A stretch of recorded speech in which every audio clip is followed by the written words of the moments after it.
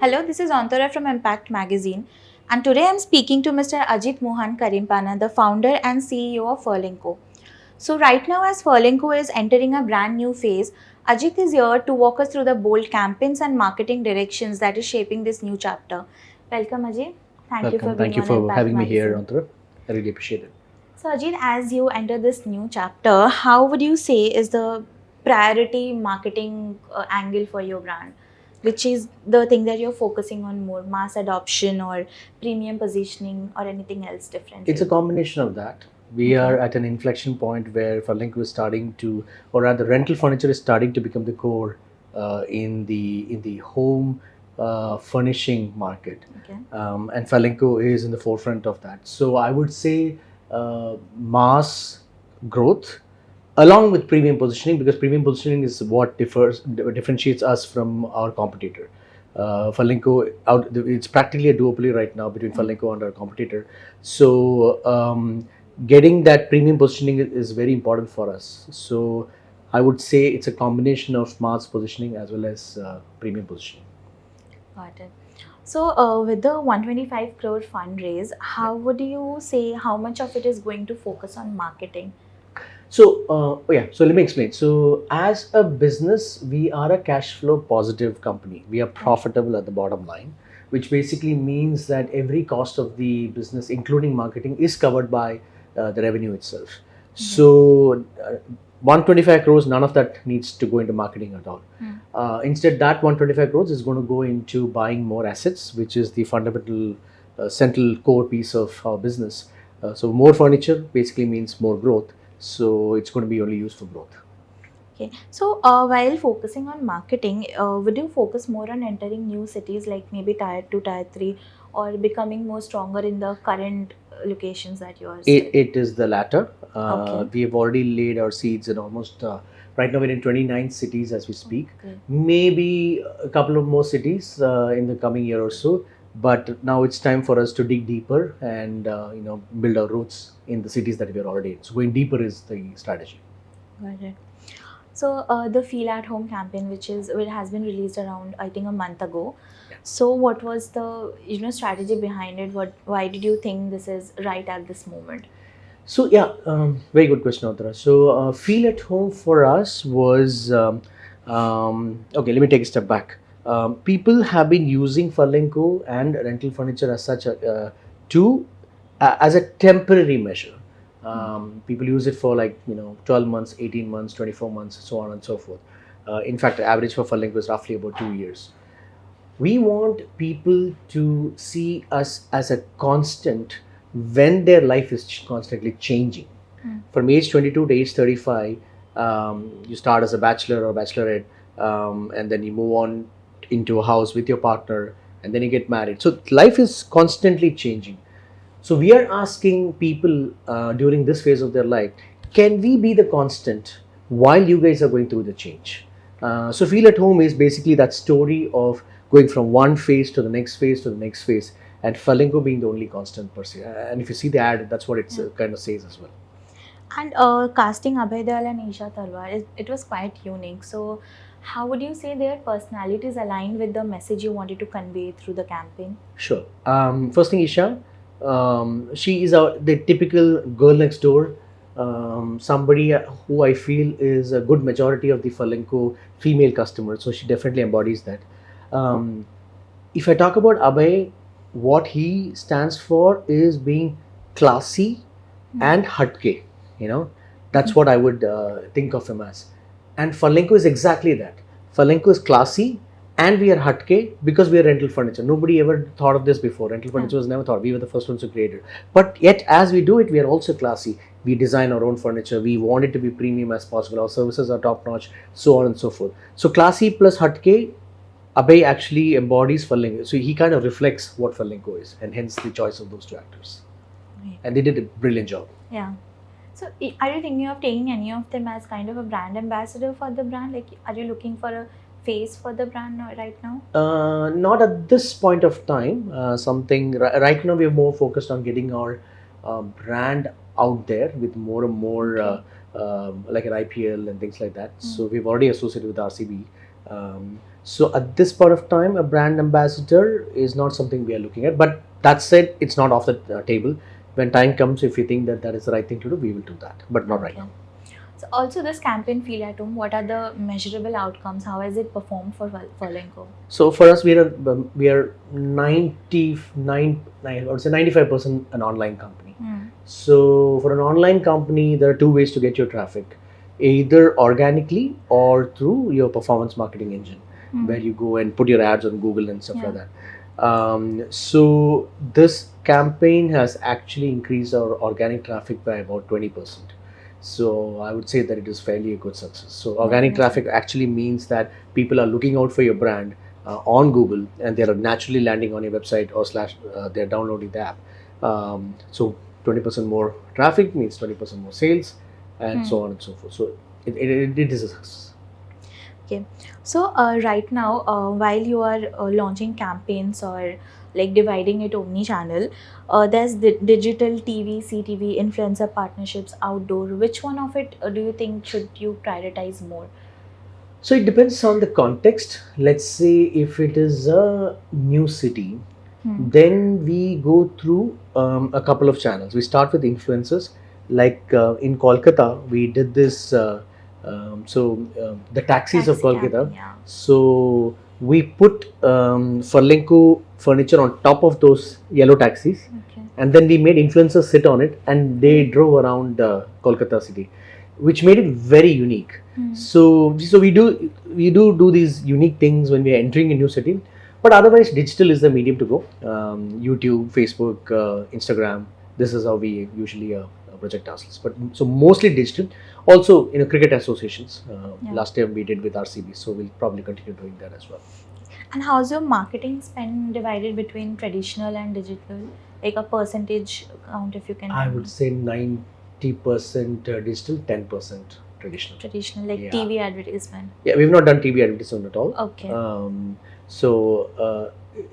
We also think that the population who's taking rental furniture from us has shifted to Netflix, Amazon, and your Jio Hotstar, which is OTT. So OTT advertisements, we do that. Okay. But TV advertisement is something we think is not our audience at this Okay. point of time. But right now with CTV, don't you think that's like a good platform to get reach? It is. Brands So- are actually tapping into it. So Correct. So let me also add one more thing.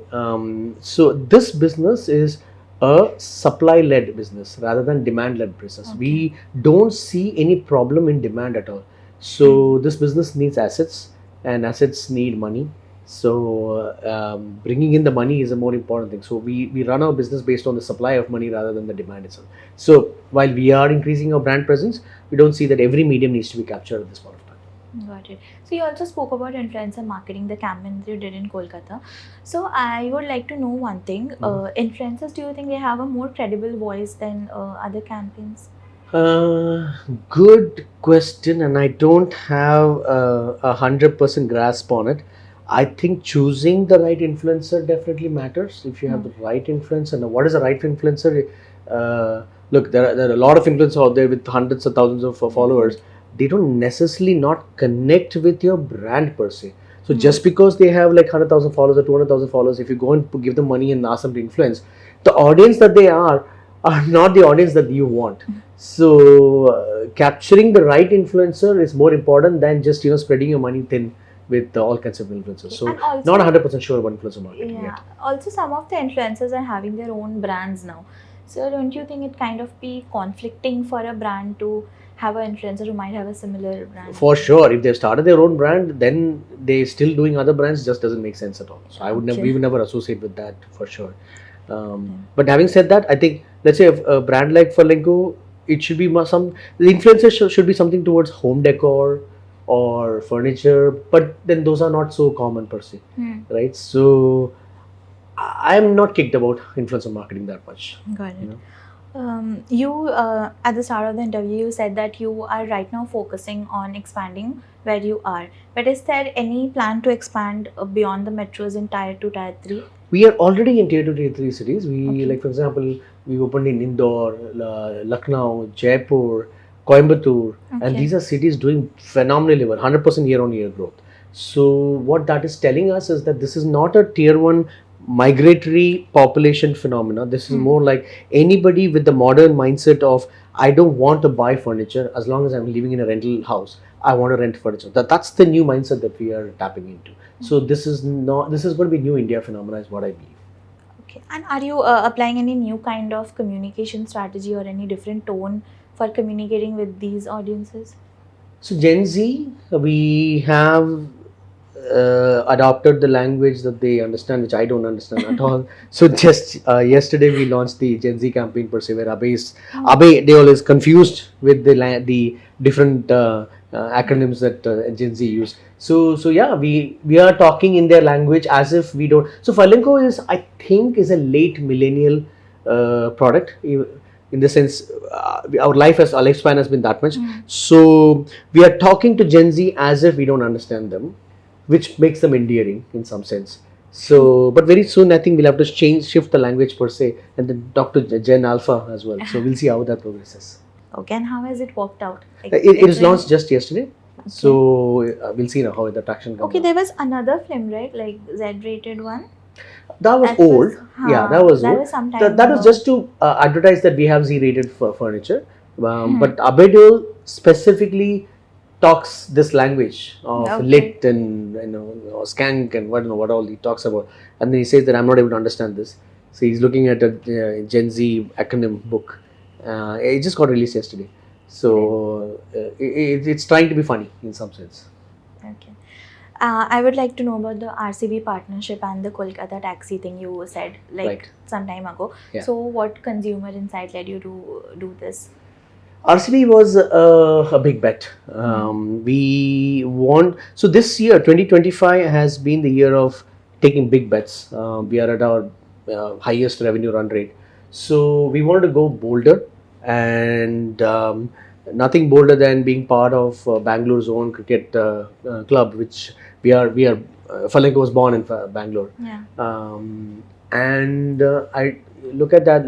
I think we are the lucky mascot. RCB won for the first time in 18 years. Yes. So we will take the credit for that in some sense.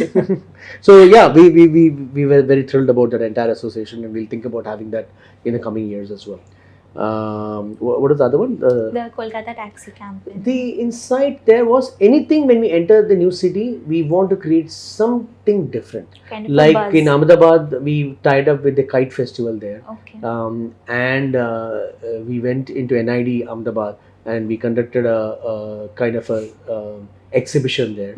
Whereas so Kolkata was more about making it very unique, that the taxi thing. So we try to be unique when we go into a new city and see how that works in the new city. Okay. Many brands right now are tapping into AI or I2T, like idea with technology. Yeah. So is this something Furlenco is looking into? Yeah, we have to. We can't avoid it. It speeds up the process, especially artwork design, graphic design. So a lot of it is being done by AI at this point of time. I don't know how it's going to affect the creative folks, but we have not made films with it yet. I think we're a little far away from that, and so that's why Abhay Deol's film and all that. But definitely the day-to-day graphic designing has gone into the AI space for us. Yes, we are using it.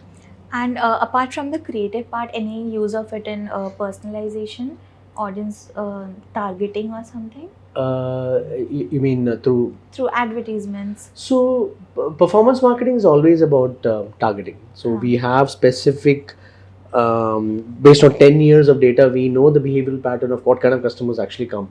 So people who are going to, let's say, No Broker or any of the broker channels, basically. Or if they're buying from Swiggy or Zomato. So there's a particular behavioral pattern that we look for, and Google allows you to actually target those and use that to actually target on the performance side of it. Brand is, we just go a little mass on that. Got it. So right now, what are the most important marketing KPIs that you track at the CEO level, like CAC or LTV, repeat rate, retention rate, or anything different, and which metric tells you that this campaign has actually moved a needle?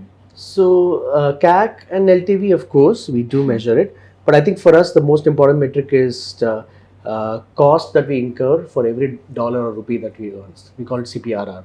Okay. So, how much do we need to spend to get 1 rupee of revenue?